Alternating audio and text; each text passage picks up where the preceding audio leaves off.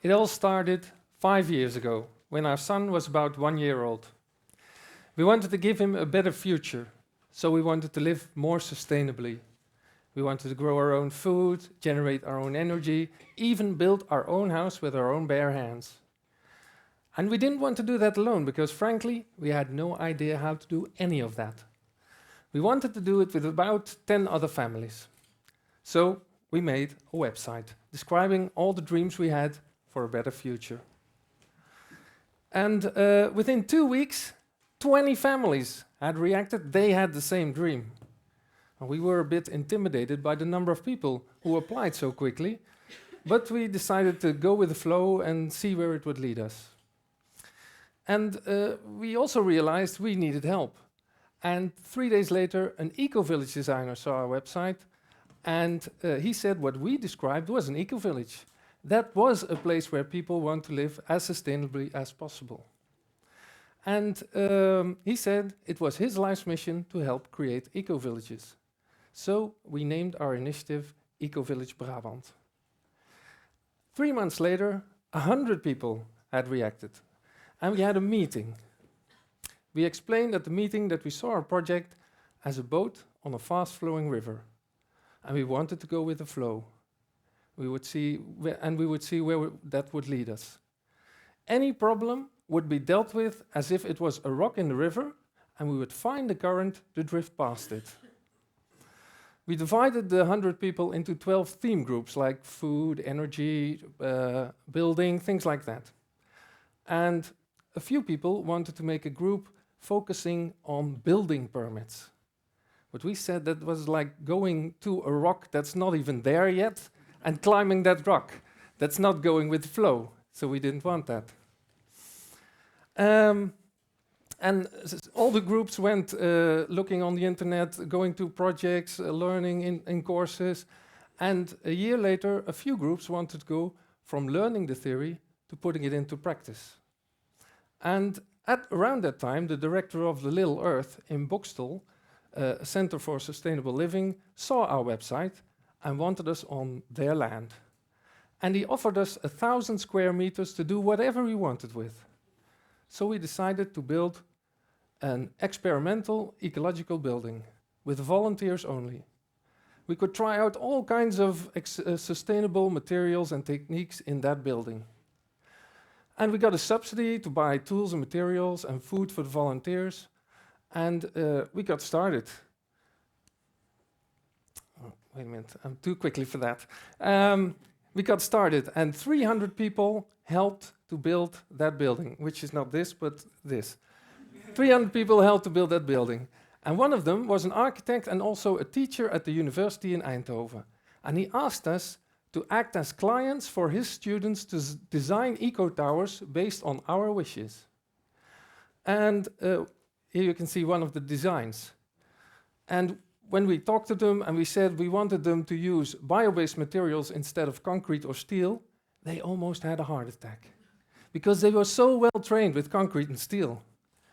But now they've all come into contact with bio-based building, which is essential for bio-based, sustainable building, and which is also the future of building.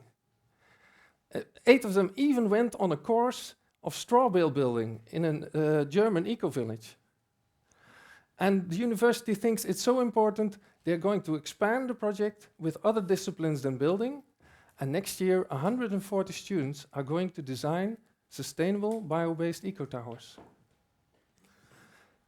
We also had a talk a year ago at TNO, and one of them with their bio-based building experts, and one of them even worked on our project for a day.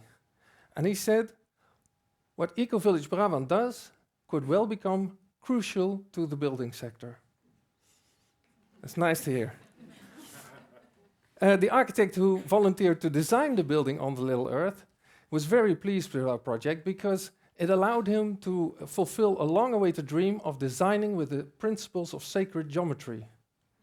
Now, sacred geometry is being used in the design of the pyramids, temples, cathedrals, but you can also see them in nature, in a snail shell or in the structure of a sunflower, and also in crop circles. Now, we were so pleased with his design of the building on Little Earth, we asked him to design the ground plan for the entire Ecovillage at one of our intended locations. And we had a few meetings with him, and at the second meeting, he suddenly stopped talking and stared open-mouthed at a picture he had hanging on the wall of this crop circle. This crop circle. And he said, after the last meeting, the picture hung a little crooked, so he adjusted it, hung it straight, and it was hanging straight for a whole week. And this morning, when he put the coffee mugs there, it was still hanging straight. And during the meeting, the picture had tilted again.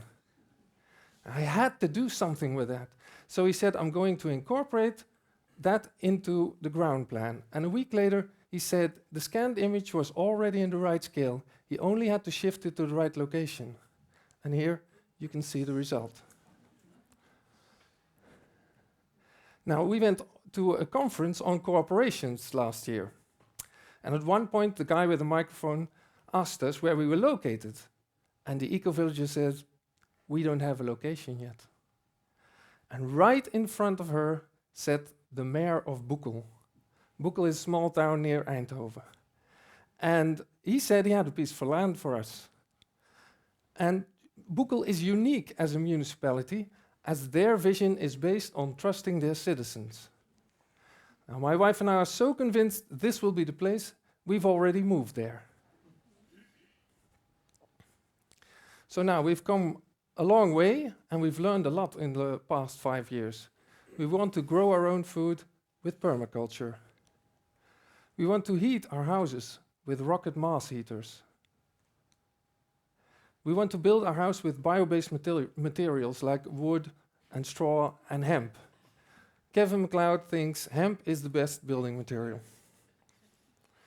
We want to build a polydome as an example of sustainable food production.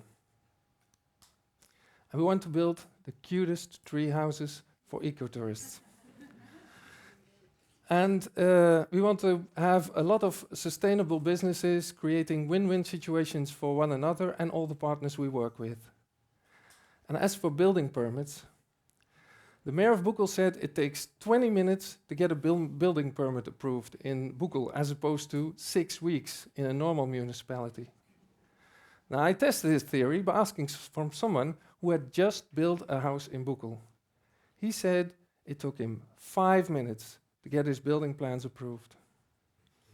So that's what happens when you go with flow. You have no idea where you're going to end up, nor how long it will take.